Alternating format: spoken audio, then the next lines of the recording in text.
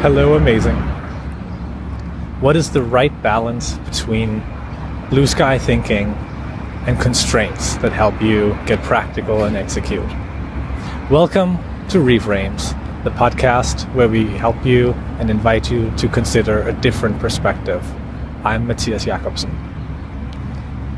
During my career, I've often been asked to help design, guide, and lead both individual meetings and longer series of workshops about innovation and creating new things. And this question has often come up. What is the right balance? Like, how much should we be dreaming about something that doesn't yet exist and that we think is really important, but we don't even know if we can do it, but we need to dream big, versus how much time do we spend getting into the weeds of planning and figuring out, like, how are we actually going to make this thing happen? What's that right balance? Is it 20% big blue sky unconstrained and then 80% planning and constraints? Or is it 50-50 or the other way? What I've found is that I think this idea, this notion of balance is actually misleading us. I think it's the wrong question to ask. Especially, from my perspective as a facilitator, I'm typically working with some of the people on the team, but not the whole team that are involved. So I have, a point of contact or maybe a few people that I am talking to. And the thing is, from my perspective, I don't know exactly how this group responds. There are groups that are predominantly planning-minded people, and there are groups of people that are more prone to blue sky thinking. So it's really, really hard to have a general rule, or to even just to know it in advance for a specific group what that balance can be. And again, I think it's the wrong question to ask. I think a much better way to approach it is to think of it not as a balance, but as a rhythm, and say, well, we need to do both. And not just do we need to do first one and then the other, but we can make it a rhythm of going back and forth between the two. The advantage of that is that then we can see how the people that we're working and collaborating with, how they also respond to it.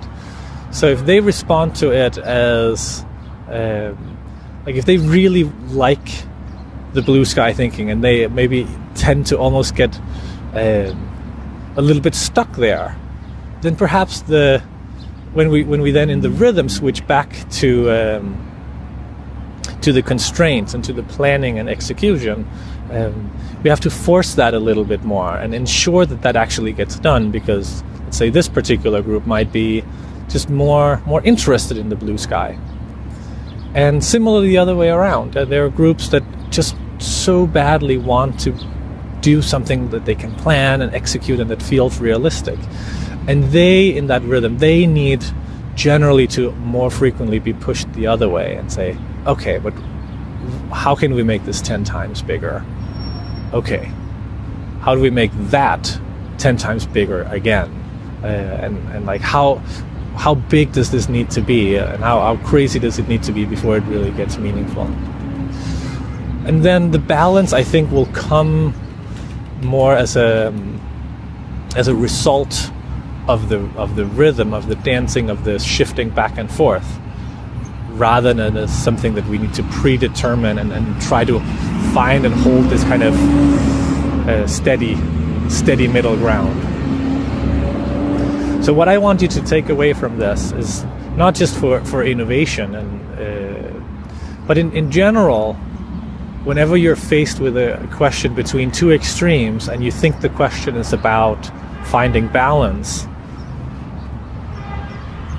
try reframing it and thinking about it as a rhythm and see if that does something. Instead of trying to guess what is the balance, say, well, how do I design this to be a rhythm, and then trust that the balance will emerge. If you do it as a rhythm, you alternate back and forth, and you pay attention to the response, the reactions that you get from the people or whoever systems you're involved with. But try thinking about it as a as a rhythm instead of a balance, and trust that the balance will emerge. That's it for today. Thank you for listening to Reframes, the podcast where we invite you to consider a different perspective on life. This podcast is produced in collaboration with Nikki Schmikis. I'm Matthias Jakobsen.